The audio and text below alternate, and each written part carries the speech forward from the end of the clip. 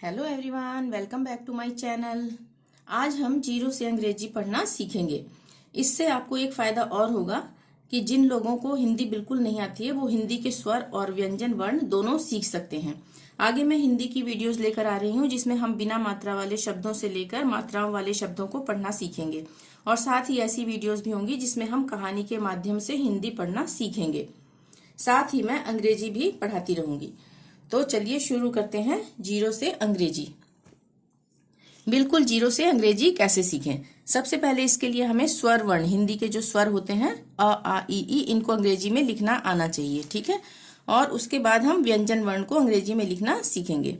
तो सबसे पहले हम सीखते हैं स्वर को अंग्रेजी में कैसे लिखें। अ के लिए हम लिखेंगे ए, ये मैंने यहाँ पे इनकी मात्राएं लगा दी हैं, ठीक है। आ के लिए हम डबल ए लिखेंगे। छोटी ई के लिए आई लिखेंगे, या हम यहाँ पर डबल ई का भी यूज कर सकते हैं। उसी तरह से बड़ी ई के लिए भी हम कहीं कहीं पर डबल ई का यूज करेंगे, कहीं पर आई का भी यूज करेंगे। छोटे ऊ के लिए यू का प्रयोग करेंगे, बड़े ऊ के लिए डबल ओ लिखेंगे। इसमें भी ऐसा ही है, कहीं कहीं पर हम किन्हीं शब्दों में छोटे ऊ के लिए हम यू का ही यूज करते हैं, परंतु बड़े ऊ के लिए भी हम यू का यूज कर सकते हैं। डबल ओ के साथ कभी कभी डबल ओ का यूज करेंगे, कहीं कहीं पर हम यू का भी यूज कर सकते हैं। री के लिए आर आई लिखेंगे। ए के लिए ई का प्रयोग करेंगे, यानी कि ई को लिखेंगे ए के लिए अंग्रेजी में। आई के लिए ए आई लिखेंगे। ओ के लिए ओ लिखेंगे। औ के लिए ए यू या ए ओ लिखेंगे। दोनों का यूज कर सकते हैं किसी भी शब्दों में, कहीं पर ए यू का यूज हो जाएगा, कहीं पर ए ओ का यूज होगा। अंग के लिए ए एन लिखेंगे। अह के लिए ए एच लिखेंगे। अब हम व्यंजन वर्ण को सीख लेते हैं। व्यंजन वर्ण में क से लेकर ग तक ये व्यंजन वर्ण होते हैं हिंदी के। तो क के लिए हम लिखेंगे के ए इसलिए लगाएंगे, क से हम के भी लिख सकते हैं, और ए इसलिए लगाएंगे क्योंकि इसमें अ का स्वर आ रहा है, सब में अ का स्वर आ रहा है। क ऐसे बोलने से अ का स्वर आ रहा है ना, इसलिए हम के ए लिखेंगे। क ख के लिए के एच ए ख, ग के लिए जी ए, घ के लिए जी एच ए, ड़ के लिए डी ए ड़, च के लिए सी एच ए च, छ के लिए सी डबल एच ए, ज के लिए जे ए, झ के लिए जे एच ए झ, य के लिए एन वाई, ट के लिए टी ए, ठ के लिए टी एच ए, ड के लिए डी ए, ढ के लिए डी एच ए, ण के लिए एन ए, त के लिए टी ए, थ के लिए टी एच ए। ये ट ठ ड ढ न और त थ द ध न दोनों सेम होंगे अंग्रेजी में। थ के लिए टी एच ए था हो गया, द के लिए डी ए, ध के लिए डी एच ए ध, और न के लिए एन ए न। प के लिए पी ए, फ के लिए पी एच ए लिखेंगे। ब के लिए बी ए, भ के लिए बी एच ए, म के लिए एम ए, य के लिए वाई ए, र के लिए आर ए, ल के लिए एल ए, व के लिए वी ए भी लिख सकते हैं और डब्ल्यू ए भी लिख सकते हैं। श के लिए एस एच ए, मूर्धन्य श के लिए भी श का ही उच्चारण आ रहा है तो एस एच ए श। स के लिए एस ए स, ह के लिए एच ए ह, क्ष के लिए के एस एच ए क्ष, त्र के लिए टी आर ए, और ज्ञ के लिए जी वाई ए ज्ञ। तो सबसे पहले तो आपको इनको अंग्रेजी में याद करना होगा अच्छी तरह से कि किसके लिए हम क्या लिखेंगे अंग्रेजी में, ठीक है। उसके बाद यहाँ पे हम थोड़ा सा समझ लेते हैं। कुछ प्रदेशों के नाम मैंने लिख दिए हैं यहाँ पर, उनको हम अंग्रेजी में लिखना सीख लेते हैं। जैसे चंडीगढ़, चंडीगढ़ को हम कैसे लिखेंगे। ऊपर हमने च के लिए क्या पढ़ा था, सी एच, ठीक है, सी एच ए च हो गया।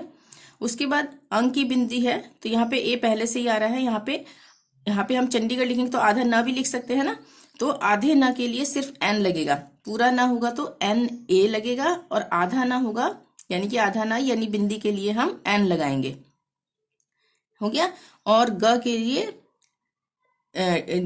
लिए हम क्या लगाएंगे, सॉरी चंडी हुआ अभी, ड के लिए हम लगाएंगे डी, और यहाँ पे बड़ी की मात्रा है ना तो यहाँ पे हम डबल ई का यूज नहीं करेंगे। मैंने बताया ना ऊपर कि हम ई की मात्रा के लिए आई का भी यूज कर सकते हैं और डबल ई का भी यूज कर सकते हैं। तो चंडीगढ़ में हमेशा हम आई का प्रयोग करेंगे, ठीक है, ई की मात्रा के लिए।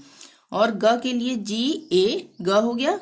ढ़ के लिए आर एच, ढ़ कहीं पर भी होगा तो वहां पे हम RH लगाएंगे। मान लिया हमने लिखना नारायणगढ़, प्रतापगढ़, ठीक है, इनमें सब में गढ़ आ रहा है तो लास्ट में RH लगेगा ढ़ के लिए।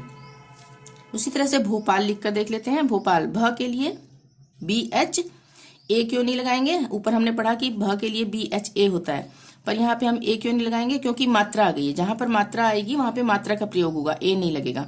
तो BH से भ हो गया, ओ की मात्रा के लिए ओ हो गया, पी के लिए पी हो गया, PA होता है ना, तो आ की मात्रा होगी तब भी एक ही ए लगेगा, और प होगा तब भी PA ही लगेगा, ठीक है। और ल के लिए L, ल के लिए हम ऊपर के लिखे हुए हिसाब से नहीं बनाएंगे, लास्ट में ए कभी भी नहीं लगाएंगे किसी भी शब्द में, लास्ट में ए तब लगेगा जैसे कि द्र, प्र, ख्र, इस तरह के वर्ड लास्ट में आएंगे तब लास्ट में ए लगेगा, या फिर कोई मात्रा होगी जैसे ला होता तब यहाँ पे ए लगता। यहाँ पे सिर्फ ल है तो लास्ट में सिर्फ एल लगेगा।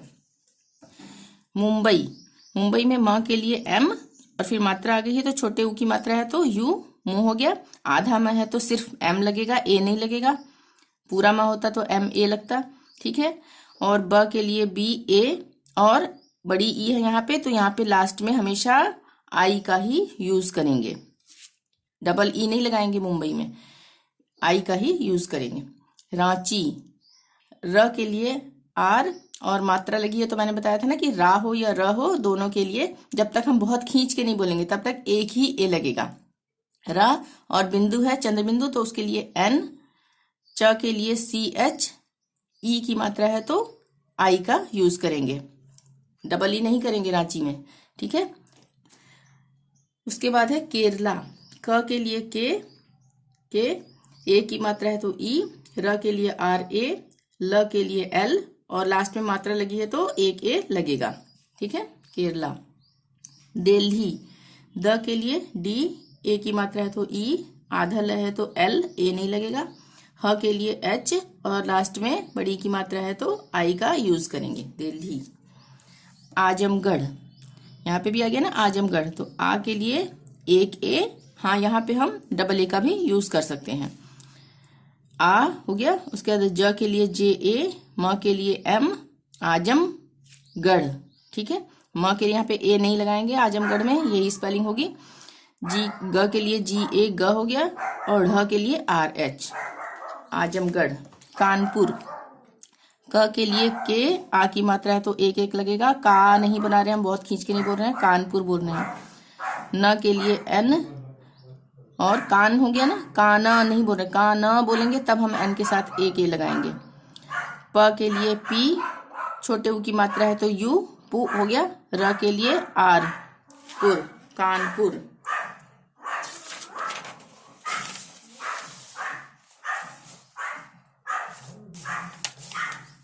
बिहार, बिहार के लिए हम ब के लिए लिखेंगे B, छोटी की मात्रा है तो I, B हो गया। ह के लिए H और आ की मात्रा है तो एक ए, ठीक है। ह पूरा होगा तब भी हम HA लिखेंगे और आ की मात्रा लगी है तब भी हम एक ही ए लगाएंगे। र के लिए R, बिहार। राजस्थान के लिए हम लिखेंगे र के लिए R, आ की मात्रा है तो एक ए, रा हो गया।